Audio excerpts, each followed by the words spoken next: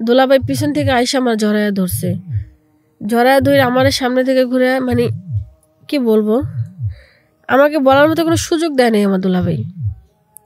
সে আমাকে মানে এমনভাবে আমার ঠোঁট দুটার আটকে ধরছে, লিপ কিস করছে, মানে আমাকে কথা বলতেই দিতেছে না। আমি যে এত চেষ্টা করতেছি সে বলতে দিতেছে না, সে মানে কোনো সুযোগই দিচ্ছে না আমাকে। তারপরে অনেক ঘটনাই ঘটলো, বুঝতেই পারতেছেন আপনারা, আমি আর কি বলবো। সে আমার আপা ভেবে অনেক ঘটনাই ঘটে গেছে, যেহেতু এতদিন পরে তার ওয়াইফকে পেয়েছে। তারও কোনো দোষ নেই এখানে, আমার তো দোষ নাই, সেটা তো আপনারা জানলেনই। সবাই কেমন আছেন? আশা করি ভালো আছেন। দেশের যে যেখান থেকে আমার এই লাইভটা দেখতেছেন সবাইকে অসংখ্য ধন্যবাদ, আমার সালাম নেবেন সবাই। আপনাদের সামনে একটা সত্য ঘটনা নিয়ে আসছি গাজীপুরের। আমরা হচ্ছি গাজীপুরে থাকি, দুটা বোন, বাবা মা। আমাদের খুব সুন্দর একটা সংসার, দুটা বোনের মধ্যে আমি ছোট, আমার বোন বড়। আমরা দুটা বোন খুব মিশুক। আর মজার ব্যাপার হচ্ছে কি, আমার বোনের নাম হচ্ছে সুইটি, আমার নাম হচ্ছে বিউটি। আর আমরা দুইটা বোন হচ্ছে যমজ, দেখতে সেম একই রকম। যে দেখবে সেই বলবে যে, মানে আমাকে দেখলে মাঝে মধ্যে বলে সুইটি, ওরে দেখলে বলে বিউটি, আবার ওরে বলে বিউটি, আমাকে বলে সুইটি। মানে কেউ বলতে পারে না মানে আমাদের মধ্যে কোনো অমিল কিছুই নেই, সব দিক দিয়ে আমাদের মধ্যে মিল আছে। তো সেক্ষেত্রে আমার বোনের একটা ছেলের সাথে রিলেশন করে। তো রিলেশন করার পরে কলেজে যখন উঠছে তখনকার রিলেশন করার পরে অনেক দিন ভার্সিটিতে শেষ করে, আর যখন মানে বাবা মা বিয়ের জন্য চাপ দিচ্ছে, তখন কেউ ছেলের কথা বাসায় বলছে। বলার পরে বাবা মা দেখছে, দেখে বাবা মা বলতেছে আচ্ছা ঠিক আছে, ছেলের সাথে তোকে বিয়ে দেব। তো বলছে যে ছেলের ফ্যামিলিকে আমাদের বাড়িতে আসতে বল, তাহলে তো আমরা বিয়ে দেব।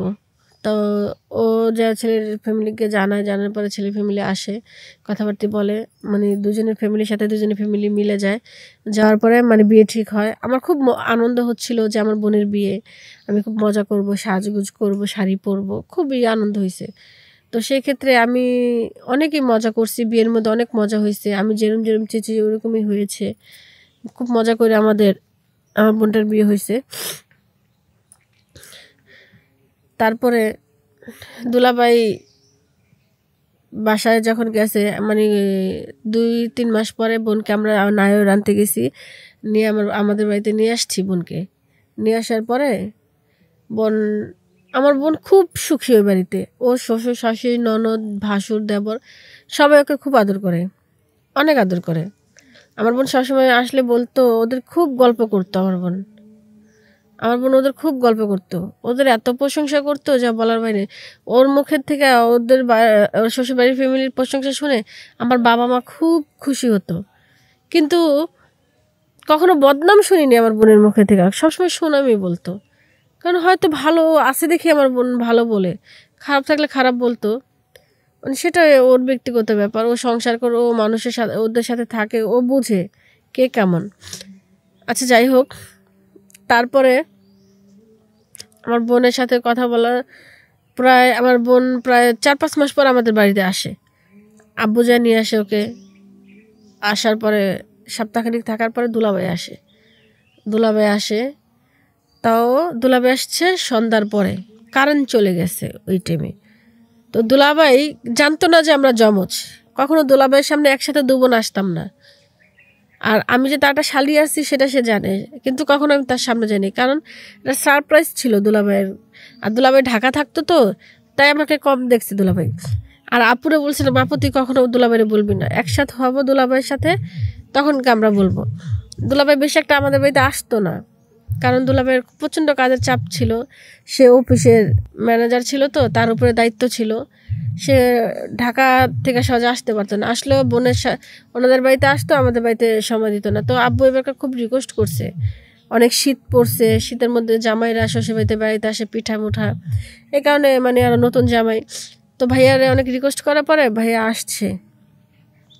আসার পরে তো তারপরে কারেন্ট চলে গেছে, দুলাভাই যখন আসছে তখন কারেন্ট চলে গেছে। তো আমি আর আপু একই রকম ড্রেস পরছি। আপু ভিডিও কলে দুলাভাইয়ের সাথে কথা বলে দেখাইছে কোন ড্রেস পরে, তো আমি আর আপু একই রকম ড্রেস পরছি। দুলাভাইকে বলে নাই যে আমরা দুন বোন একই রকম ড্রেস পরছি বা আমাদের দেখতেও একই রকম। তো আপু যেভাবে সাজুগুজু করছে আমিও ঠিক ওইভাবে সাজুগুজু করছি, মানে দুলাভাইকে চমকায় দেবো এই জন্য। কি ওনাকে চমকায় দিব কি, সেক্ষেত্রে আমি নিজে চমকায় গেছি। মানে বলে না হঠাৎ করে বোম ফুটলে যেমন অনেকে ভয় পাওয়া যায়, তো সেই ক্ষেত্রে মনে করেন আমি ওরকম হয়ে গেছি। যাই হোক, তারপরে দুলাভাই আসছে আমাদের বাড়িতে, মানে দুলাভাইও আসছে যে আপুরে সারপ্রাইজ দেবে। আসার কথা 2 দিন পরে, সে জায়গায় দুলাভাই 2 দিন আগেই চলে আসছে, তো আপুকে সারপ্রাইজ দেবে। আমি আমি আর আপু বসেছিলাম, পর আপু বলে কি যে তুই বস আমি আসতেছি। আম্মা ডাক দিছে, পর আম্মার কাছে গেছে। তো ওর শ্বশুর শাশুড়ি কল দিছে, তো সেখানে ও কথা বলতেছিল। তো আমি আবার ঘরে বসে বসে মানে পড়াশোনা করতেছিলাম।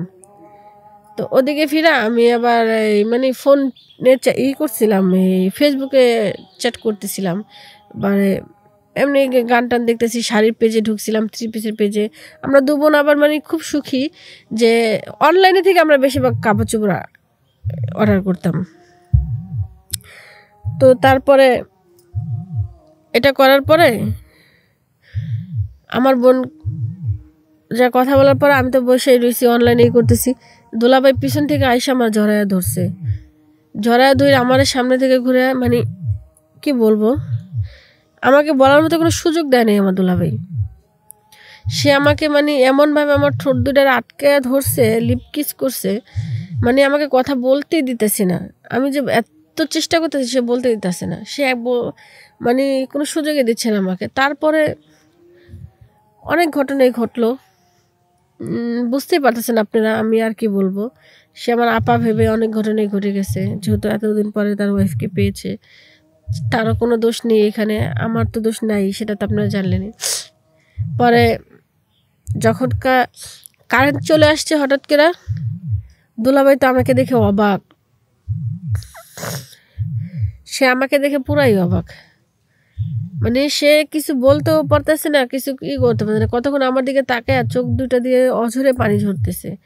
পরে আমার পায়ে ধরে ফেলছে, পায়ে ধরে আমাকে বলতেছে, বোন তোর কাছে আমি মাপ চাই, আমি যা করছি আমি তোর আপাকে ভেবে করছি, আর অন্ধকারের মধ্যে আমি খেয়াল করিনি। পরে আমি বললাম যে দুলাভাই আমি এখন কি করব। পরে দুলাভাই আমার পায়ে ধরে অনেক কাকুতি মিনতি করতেছে, অনেক কান্না করতেছে। পরে চিন্তা করলাম আমি যদি এই কথা কারো কাছে বলতে যাই তাহলে আমারও মান সম্মান চলে যাবে, আর দুলাভাইয়েরও মান সম্মান চলে যাবে, আর আমার আপার সংসারটাও নষ্ট হয়ে যাবে। তো আমি চাই না আমার আপার সংসারটা নষ্ট হয়ে যাক। তো সেই ক্ষেত্রে আমি কাউকে কিছু বলি নাই, দুলাভাইরে বলছি আচ্ছা ঠিক আছে আমি কারো কিছু বলবো না। পরে দুলাভাই ঠিকঠাক হয়ে বসছে, পরে আপার যা খবর দিচ্ছে, আপা দুলাভাই আসছে, যা রুমে যা। আমার লাইফে যে এত বড় একটা ঘটনা ঘটে যাবে আমি কখনো বুঝতে পারিনি। সত্যি কথা, মানুষ মানুষ মাত্রই ভুল হয়, তো সেই ভুলটা নয় আমারও হয়েছে, বাট আমার দুলাভাইয়েরও হয়েছে। তাকে তো আর আমি এখন কিছু বলতেও পারতেছি না, কিছু করতেও পারতেছি না। কি বলবো তাকে, আমি বলার মতো কোনো ভাষা আমার কাছে নেই। একটা কথা কি, মানুষ না জেনে ভুল করলে তাকে ক্ষমা করে দিতে হয় বলে, আর জেনে শুনে ভুল করলে তো তাকে ক্ষমা করা যায় না। আর আমার দুলাভাই সেটা না জেনেই ভুল করছে, সে আমার হাতে পায়ে ধরছে, কান্নাকাটি করছে। এখানে তো তার কোনো ভুল নেই, আমি তার কোনো ভুল দেখতেছি না। তারপর আপনাদের কাছে আমি এইটুকুই বলতেছি যে আপনারা কোনো বাজে কমেন্ট করবেন না যে হ্যাঁ দুলাভাইয়ের সায় আছে, শালিরও সায় আছে। এখানে কারো কোনো নেই। অন্ধকার রুমের মধ্যে কারেন্ট চলে গেছে, সে আমাকে খেয়াল করেনি। যাই হোক, যেটা হবার হয়ে গেছে। তো আমি বলি যদি যমজ বোন কেউ থেকে থাকেন অবশ্যই একটু সাবধানে থাকবেন, কখনো এরম ভুল করবেন না। কারণ একটা ভুলের জন্য আজীবন কান্না করতে হয়। ভুল হয়ে গেলে কান্না করবেন, ভুল না হলে তার কান্না করবেন না। তো সেই কারণে সেফটি থাকা ভালো, যার যারভাবে সে সেফটি থাকেন। আর বোন যদি একজন বিয়ে হয়ে যায় তাহলে আরেকজন মানে একটু সেফটি থাকতে হয়। তো আশা করি আমার কথাগুলো যদি কারো ভালো লেগে থাকে তো ভালো, আর যদি খারাপ লেগে থাকে অবশ্যই বলবেন যে খারাপ লাগছে, কিন্তু কেউ বাজে কোনো আমাকে খারাপ কমেন্ট করবেন না, হ্যাঁ? আমি আর কিছু বলতে পারতেছি না, আমার ভাল লাগতেছে না, এখানেই রাখলাম।